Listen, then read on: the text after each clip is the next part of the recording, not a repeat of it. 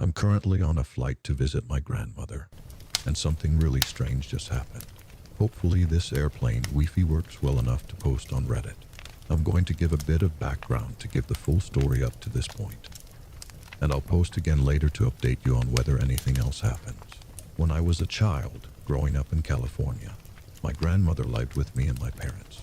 My family is originally from Asia, but I was born in the US. Something that I remember vividly about growing up with my grandmother was seeing and hearing her pray every night. Sometimes she would sit in one place and pray by candlelight. Other times, she would walk around the house while doing it. And during certain times of the year, she followed rituals that I assume were related to her religion. This was my daily life as far back as I can remember, all the way up until I was 16 years old. That's when my grandmother decided to move back to her homeland. I was never quite sure of why she left, but I think that perhaps she was living with my family to help raise me. And once she thought I was old enough, she decided that her job was done and it was now time for her to return home. About a year after my grandmother went home, I spoke to her about coming to visit her. She said it might be better if I waited for another month or so, but I told her that I missed her and didn't want to wait. She relented, but told me that if I wanted to visit her, I had to agree to listen to everything she told me and adhere strictly to her rules. I agreed, having no idea what could be so dire. My parents booked my ticket for a flight that was just 1 week out.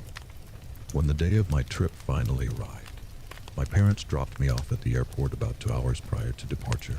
They helped me get my luggage out of the car and hand it off to the bag check agents outside.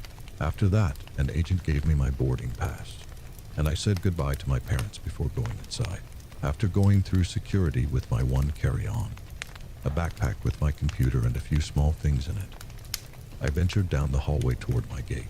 I watched the gate numbers get higher as I passed each one. After checking my phone, I realized that I still had over an hour until takeoff. So I decided to stop at one of the shops and get something to drink. I wasted a few minutes looking at California tourist shirts, travel magazines, and souvenir trinkets in the shape of California and bears.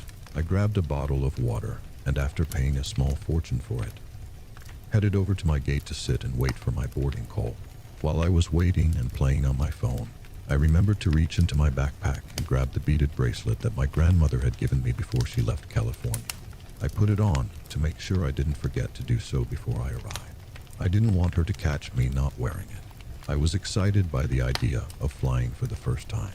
I was scared, but I reminded myself of what I read, that there were anywhere from 50,000 to 150,000 commercial flights every single day, and we rarely hear about one of them crashing. But a thought occurred to me. We're going to be flying over the ocean. If an airliner disappears over the ocean, never to be found, is that counted as a crash? I had to remember to look that up later. Finally, boarding was called. I ended up getting in shortly after first-class seating finished. As I walked by those beautiful first-class chairs, I couldn't wait to see where I was sitting. And then I reached my row, and coach, the seats were much smaller and uglier. Why didn't my parents get me the good seats? Whatever, I sat down and put my ear pods in. After everyone else got in and sat down, I realized my luck, as I was the only one in my row. I guess the seat that my parents reserved wasn't so bad after all. There was a flight attendant standing in the aisle, looking for everyone's attention. So I took my earpods out and stared in her direction. Once she saw that she had our gaze, she showed us where the emergency exits are and what to do in case of a cabin depressurization. I only half paid attention. My flight lifted off around 9 p.m.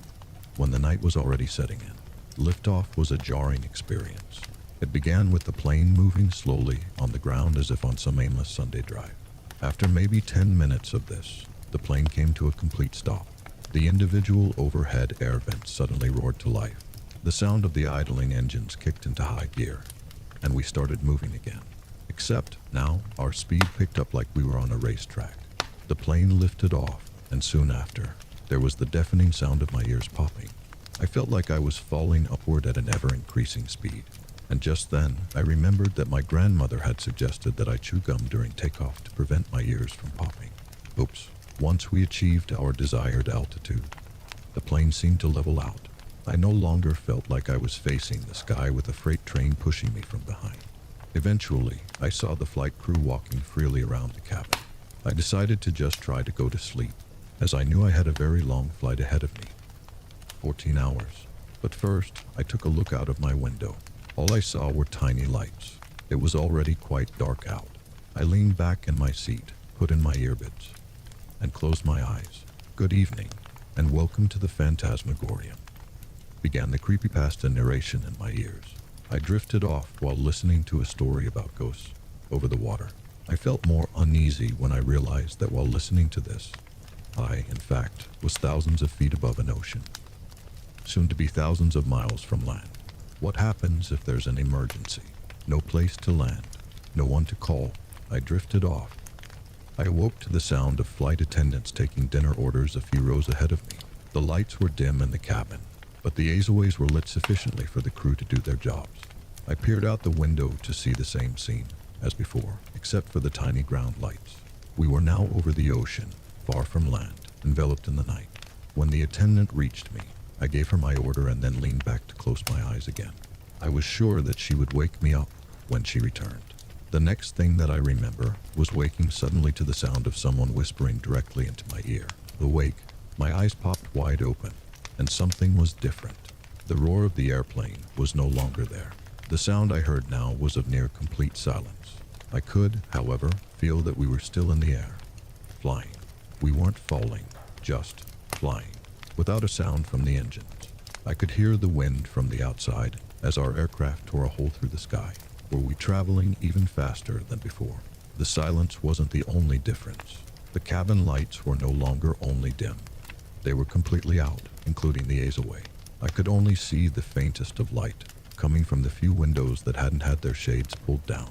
I turned to look out of my window. The only source of light was from the moon. It wasn't quite full, but close. The other seats in my row were still empty, so I'm not sure where that whisper in my ear came from. Had I dreamt it? I sat still, wondering what was happening. None of the other passengers were making a sound. From what little I could see, the backs of their heads still seemed to be in their seats. How long was this darkness going to last? What was happening? Then it dawned on me. I knew what to do. I remembered that before we took off, the flight attendant told us that we could hit the little button above our heads if we needed anything. I reached up in search of buttons, and though I could barely see them, I hit each one that I could find. They didn't light up, and they didn't make a sound. I couldn't tell if I had actually done anything. So I waited. Sometime later, I began to hear static, as if someone had turned on the announcement speakers and they were about to say something. I assumed the pilots or the flight crew were going to make some statement. Surely this was going to be where they told us that everything was going to be fixed and back to normal soon. That static seemed to stay there for quite some time without anybody speaking. Instead, it grew steadily louder. After several minutes, something else was added to the sound. A quiet, slow, whispering voice started to surface from within the static. It was loud enough to hear, but the static around it was so loud that it was impossible to tell what it was saying. It was a slow, droning whisper that didn't improve my situation at all. And just like that, the static and whispering came to a sudden halt.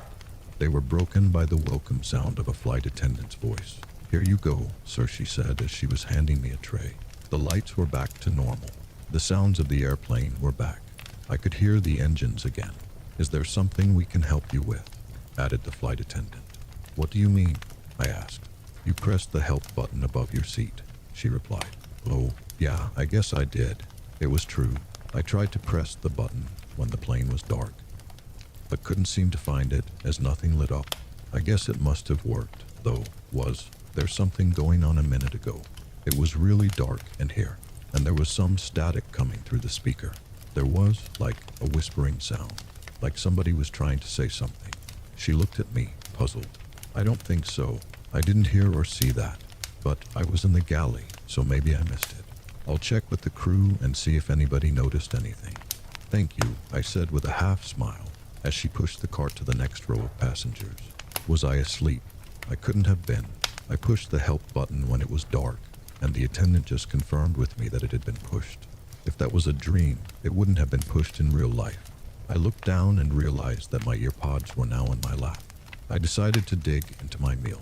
I had chicken, rice, and some sort of mixed vegetables. It wasn't the greatest thing I'd ever eaten, But I didn't expect much from prepackaged airline food.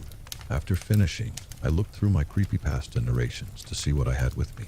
I pulled a bunch of them down ahead of time because I was told that the airplane Wi-Fi wouldn't be able to handle streaming audio. Then I put them in a playlist so that I wouldn't have to keep looking through them. Yet here I was, looking through them. I put my ear pods back in and continued listening. I looked out my window to see that the almost full moon was still there, and the ground was still dark as it was. Still the ocean. I stopped another flight attendant as they walked by. "Excuse me, miss, how much longer until we arrive?" "We're about 2 hours in, so we still have 12 hours left," she said. "Do you know when it'll be getting light out?" I asked. "Actually, it won't be getting light outside during the flight. We're heading west, the same direction as the sun. The night is following us." "Oh," I replied. She smiled and moved on. "The night is following us. If that isn't menacing, I don't know what is."